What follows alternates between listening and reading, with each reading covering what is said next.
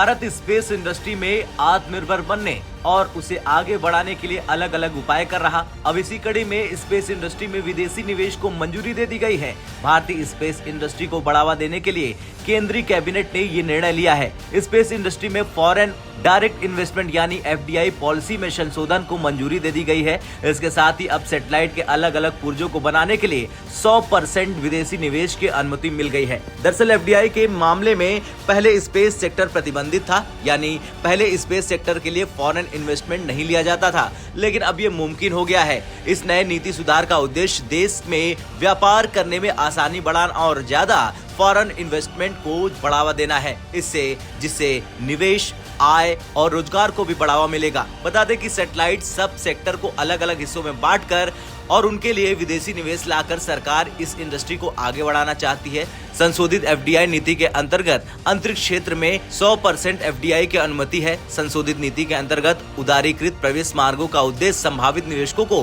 अंतरिक्ष में भारतीय कंपनियों में निवेश करने के लिए आकर्षित करना है।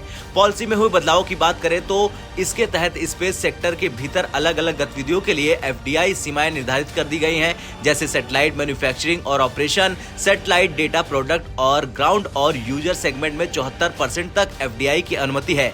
इससे ज्यादा अगर इन्वेस्टमेंट लिमिट होगी तो उसके लिए सरकार की मंजूरी की जरूरत होगी।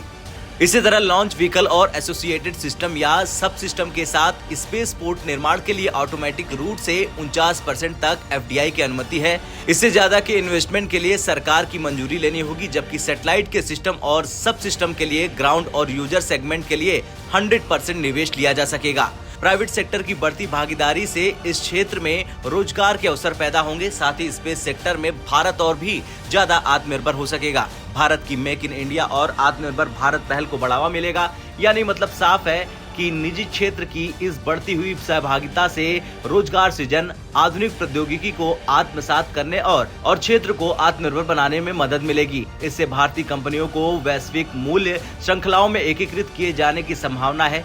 इससे कंपनियां सरकार की मेक इन इंडिया और आत्मनिर्भर भारत पहल को विधिवत प्रोत्साहित करते हुए देश के भीतर अपने विनिर्माण सुविधाएं स्थापित करने में सक्षम होगी। खैर, स्पेस डिपार्टमेंट ने FDI नीति में संशोधन करने के लिए कई संस्थानों और एक्सपर्ट से सलाह ली थी। इनमें IN स्पेस, ISRO, NSIL और अलग अलग स्पेस इंडस्ट्री के एक्सपर्ट शामिल रहे हैं। FDI लिमिट के उदारीकरण से इस इंडस्ट्री के बीच विश्वास बढ़ने और घरेलू और अंतर्राष्ट्रीय दोनों स्रोतों से निवेश आकर्षित होने की उम्मीद की जा रही है।